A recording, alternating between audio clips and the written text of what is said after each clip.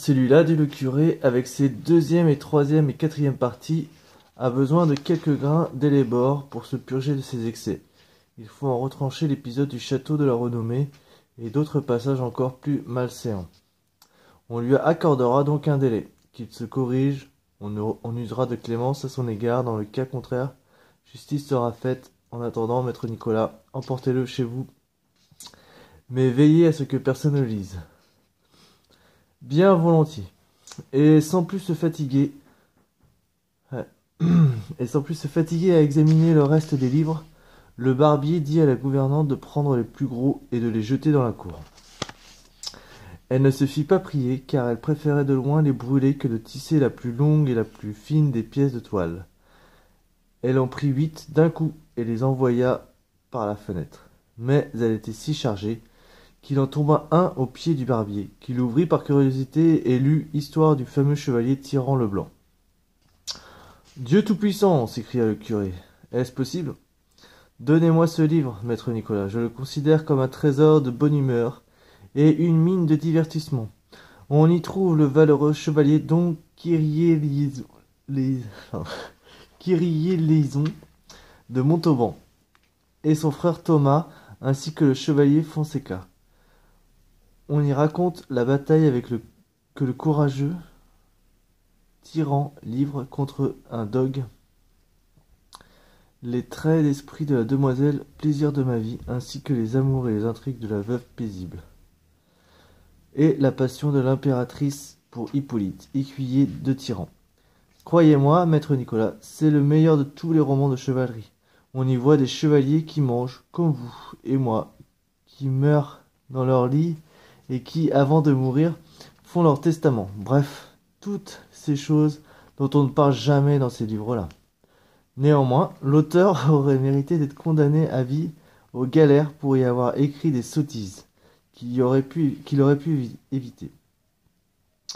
Emportez-le chez vous et lisez-le. Vous verrez que tout ce que je vous ai dit est vrai. Je n'en doute pas, répondit le barbier. Mais dites-moi, que ferons-nous de tous ces petits livres qui restent?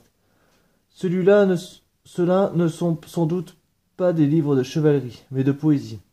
Il en ouvrit un au hasard. C'était la Diane de Georges de Montemayor. Supposant que les autres étaient de la même veine, il déclara: ces livres ne méritent pas le bûcher, ils ne font ni ne feront jamais autant de mal que les romans de la chevalerie, car ils sont pleins de bon sens et sans danger pour personne. Ah, monsieur le curé, s'exclama la nièce, vous ferez bien mieux de les condamner au feu comme les autres. Imaginez que mon oncle, une fois guéri de sa maladie chevaleresque, se mette à les lire, et qu'il lui prenne l'envie de devenir berger, et de passer son temps dans les prés, les bois, et chanter, et à jouer aux luttes. Ou pis encore, qu'il décide de devenir poète, ce qui, paraît-il, est un mal incurable et contagieux. Cette demoiselle n'a pas tort, reconnut le curé. Autant éviter à notre ami une nouvelle tentation. Et puisque nous avons commencé par la Diane de Montemayor, je suis d'avis qu'on ne la jette pas au feu, mais qu'on en supprime tout ce qui concerne la sage Félicie de l'onde enchantée et la plupart des vers longs. Il lui restera sa belle prose et l'honneur d'être le premier livre du genre. Le suivant, lut maître Nicolas, est intitulé La Diane, deuxième de ce nom, écrit par un médecin de Salamanque. Et voici une troisième Diane, mais dont l'auteur est Gilles Polo.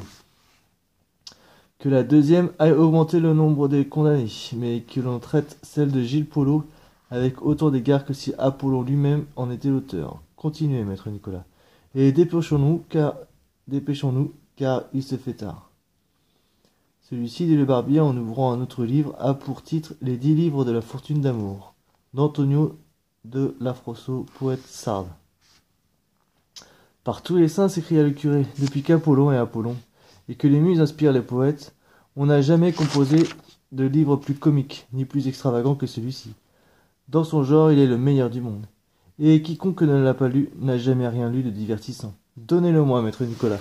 Je suis encore plus content de l'avoir trouvé que si on m'avait fait le cadeau d'une soutane neuve. Il le mit de côté pour la plus grande satisfaction, tandis que le barbier poursuivait.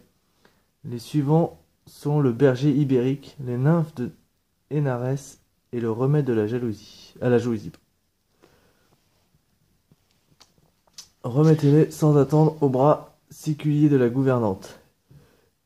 Et ne me demandez pas pourquoi, ce serait trop long à expliquer. Et voici le berger de Phyllis.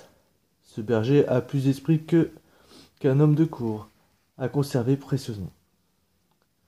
Ce gros volume est intitulé Trésor de poésie variée.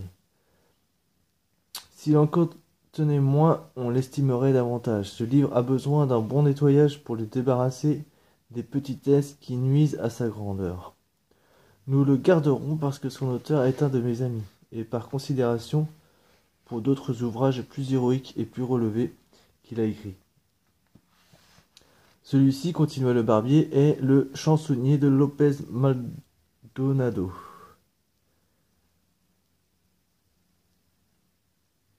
Cet auteur aussi est un de mes bons amis. Dit par lui, ses vers provoquent l'admiration de tous, car il les chante d'une voix si douce qu'il vous enchante. Il est un peu long dans ses déségloges, mais on ne se lasse jamais de ce qui est bon. Gardons-le parmi les élus. Et quel est donc ce livre qui vient après? C'est La Galatée de Miguel de Cervantes.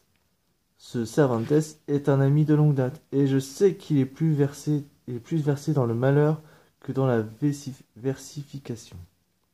Son livre ne manque pas d'une certaine invention, mais il ne va pas jusqu'au bout de son propos. Il nous faut attendre la deuxième partie qu'il nous a annoncée. Nous verrons alors s'il est suffisamment corrigé pour mériter la miséricorde que nous lui refusons aujourd'hui. Entre-temps, gardez-le chez vous, maître Nicolas, et sous clé. Ce sera fait, répondit le barbier. Et voici trois autres qui viennent ensemble. L'Araucana d'Alonso de Erquilla, l'Austradia de Juan Rufo, magistrat de Cordoue, et le Montserrat de Cristobal de Virues, poète valencien. Ce sont les meilleurs livres de poésie héroïque qu'on ait jamais écrits dans notre langue, dit le curé. Et ils peuvent rivaliser avec le plus fameux imprimé en Italie. Gardons-les comme les plus précieux trésors de la poésie espagnole, après quoi, lassé de voir tant de livres, il décréta en bloc que tout le reste méritait le bûcher. Mais le barbier en avait déjà ouvert un qui s'intitulait Les larmes d'Angélique. C'est moi qui aurais pleuré, reconnut le curé, si je l'avais condamné au feu.